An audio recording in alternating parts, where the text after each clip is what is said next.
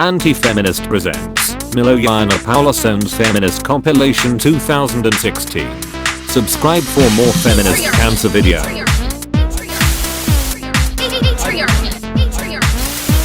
Trigger warning. If you are a feminist, please go to other channel to find your safe space, because on this channel you will get wrecked. Subjects. There's reason to suppose that gender essentialism, biological determinism, whatever you want to call it, the fact that there are male brains and female brains, may indeed have some basis in science. Now, this is sort of thrown out of the window completely by feminists and female academics who just refuse to accept that there's any reason whatsoever why there might be a gender imbalance. Two things on that. One, actually the science is very much still out on that. And two, if you look at equality in society, if you look, for example, at Bangladesh versus Norway, what you notice is the number of women in science and technology subjects actually goes down as societies get more equal, because women simply don't make the same choices that female academics and feminists would like them to. Women actually don't want to go into the sciences on the whole, and when they have every option available to them, they tend to choose not to. Okay, so we have to ask, girls perform better at university. You have to ask if this is really a problem. More women are going to university, they're getting higher grades at school, they're getting higher grades at university, 20% of all more women graduate. Women in their 30s 20%. earn more than men for the same work in their 30s in the UK and the US now. They are 2 to 1 more likely to get a job with the same qualifications. Where's the structural bias against women here? I don't see the problem here. What I do see actually is a very reasonable complaint from a lot of young men, not my generation maybe, you know, I'm sort of 10 years older than them, but from a lot of young men who are going to university, going into the workplace, and they don't recognise the world you're describing. But this is based on an assumption that there ought to be some kind of gender parity. My suggestion is that there isn't. We don't complain when women dominate subjects like nursing. We shouldn't complain when men dominate subjects like physics. I'm not from, well, I mean, Quebec is full of French people, so nothing could be worse than that. But the north of England is probably more like Detroit, maybe, or I don't know, somewhere really barren and hopeless and just sort of... Oh, God. Somewhere that's just in managed decline. Okay. Well, and the brave man, Milo Yiannopoulos, is here with us now. Are we expected to feel sorry for men? Is that what this is? I think it would have been ridiculous until really very recently for any man to make arguments like this. It's certainly ridiculous for anybody of even my generation. But I think with some justification, young men, particularly of 20, do go through life and they don't recognise the world that, for example, feminist campaigners describe. They do experience discrimination in education. They do feel as though schools can be architected against them sometimes. They get whacked on Ritalin for being too boisterous. When they get into the workplace and go and apply for jobs and all the rest of it, you know, they don't have all the same sort of programmes and foundations and extra schemes and all the rest of it. Yes, it would be ridiculous to have made this argument even perhaps half a decade ago, but I don't think it is anymore. It's really weird, isn't it? I mean, we keep hearing about all of these extraordinary hate crimes that happen everywhere, but it doesn't really, I don't think, reflect the Britain that most of us know and love. The problem really, I think, is that there's a whole ecosystem of publicly funded think tanks and university departments and all the rest of it, all set up to find prejudice somewhere to justify their own existence. I mean, it doesn't reflect the country that I know, and I don't think it reflects most people's experiences of being gay. Well, I grew up in a very small village in Kent, and I can tell you that actually, you know, people who live in the country, who grow up in, you know, in rural places in England, are some of the most tolerant, some of the most welcoming, some of the loveliest people in the country. In fact, it's in the city that I have personally experienced more, I guess, oppression or victimisation, because I don't think they really exist in Britain anymore, but certainly where I've experienced the most problem for being gay. And ironically, it's not really for being gay at all. It was much more difficult to come out as a Tory voter being gay than it was, you know, my sexuality in the first place. And that was a result of a sort of gay establishment, which is now using very much the same sort of tactics that they say that they were subjected to themselves over decades. I don't think it really reflects Britain, and I think, you know, it's easy to get caught up in the hysteria and drama about homophobia. It's not really a problem anymore in this country, in the same way that it's patronising and out of date to say that women are some sort of oppressed minority or oppressed underclass in this country. It simply isn't true anymore. Well, I lived in a small community and I was noticeably different. I remain noticeably different. The problem with hate crimes, first of all, is they're far too broadly defined. Second of all, it's a sort of Orwellian attempt to get inside the minds of people involved in altercations and work out what their real motivations were. And thirdly, in fact, it sort of destroys the concept of equality before the law, because effectively what hate crime means is it's more of a crime to hit let's say, me, than it would be to hit you, which is something that I think most of your viewers would probably disagree with the principle of. You know, it's an absurd thing to try to get into the minds of people, work out what they were really motivated by and what they were really doing. And this is the problem we're seeing at the moment in the US with the shooter, this terrible atrocity in Charleston.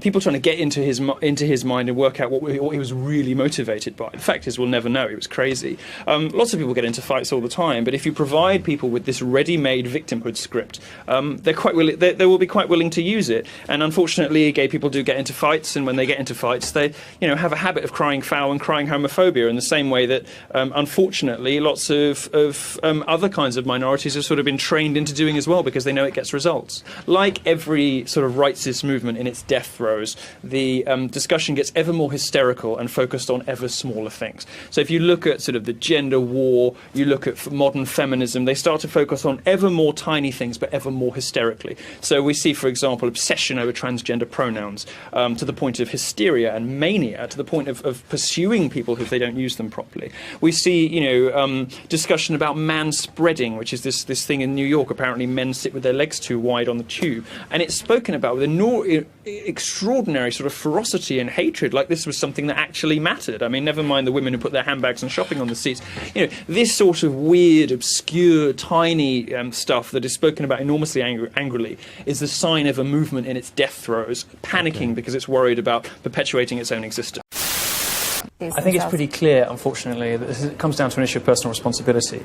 No cloud service is ever going to be completely secure. Apple does have a responsibility to make its software as secure as possible, but there will always be hackers who are much smarter and much cleverer and much more determined to exploit vulnerabilities. What this boils down to, for celebrities just like everybody else, is personal responsibility. And if you're going to take pictures of yourself like that, by far the most intelligent thing to do is do it with a Polaroid. Don't do it on a device that's connected to the internet, that's sending your pictures to servers you don't control. It's a recipe for madness, and for somebody who is as rich and as famous as Jennifer Lawrence is, you know, it's sort of unbelievable. Well, it's extraordinary, isn't it, to hear about, you know, the fact that there's apparently a problem with women worrying about being too thin. That's, of course, not the problem. The problem is that everyone's getting too fat, and actually there's no evidence, really, that any of this stuff has much of an impact. A lot of the science is very fuzzy on this. It's social science stuff rather than any real sort of reports or anything. I mean, what worries me about all of this kind of stuff is the implication that somehow we're going to make people's lives happier or better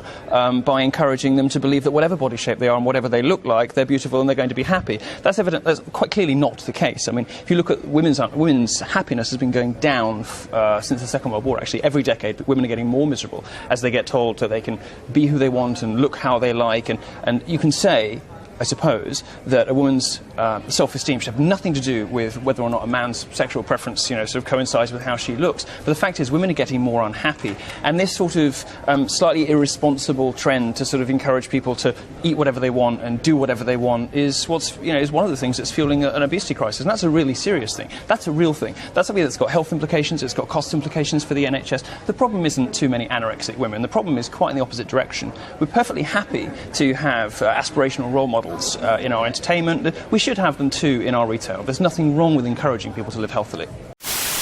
Meaningless, but there's a very simple question that demonstrates why this the whole debate is nonsense and why the pay gap is a ridiculous sort of fabrication. And it's this: if women are doing the same work for less money, why aren't companies full of women? Why aren't employers going out actively seeking women? Well, they don't, and they don't for some of the same reasons that women take different sorts of roles and different part-time roles. Women don't work as long hours as men do, even if they don't have children. They take longer holidays. They don't make as much money for their firms. They don't work the same overtime. So we can't really expect them to be compensated the same as men when they don't work as hard. Now, that's not, I don't mean that to sound, unkind about women. Women simply have different priorities in life. Most women want a more balanced life. They want time with their family. They want to do hobbies. They want more time away on holiday. They don't want to put in the work that those sort of obsessive, aggressive, sort of goal-oriented male professions sometimes demand. The law, for example.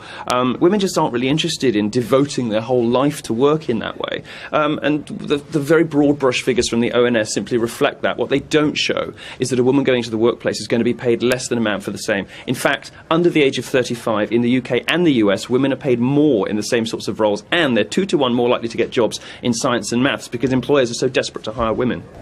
I'm not sure where this sort of obsession with realism and realistic proportions has come from. I mean, there are blogs, sort of feminist blogs out there that show, video game characters in more realistic proportions. They turn Lara Croft into this sort of dumpy, lesbianic, short woman in cargo pants, and nobody really wants to see that. Nobody wants, not even women. It's not an aspirational sort of icon that people can aspire to be like. The fact is, we do have a huge problem with people treating their own health very irresponsibly. And I personally find when media figures and feminists and activists and campaigners encourage women to worship themselves no matter what their size and what their shape, actually that just has the effect of making women unhappy. And women have been getting more unhappy decade after decade after decade since the Second World War, since this stuff started to happen. We're into sort of, broader left-wing territory here, where the educational maintenance allowance, the EMA, i.e. bribing children to go to school, well, hang on, what about the comments on... you just described as a basic right, which I think most ordinary people would find ridiculous. Okay, what about race? I mean, those of us who perhaps have right-of-centre views, but are under, no stretch of the imagination racist. I mean, my dating history looks like a Benetton catalogue. I'm not a racist person, but I do think that there is I can understand people who are concerned that sexism and racism legislation, when it gives rise to positive discrimination, affirmative action, quotas and stuff like that, unfairly discriminates against certain groups of people. And I just don't accept the argument that Britain's racist. Okay, For our lesbian friends, or any men in the audience, or as I like to call them, eunuchs, you might like to consider scissor fingers, which is a fairly simple one. You have to kind of lift it up in the air to really get the full effect, but basically you just sort of lean back a little bit and just do this.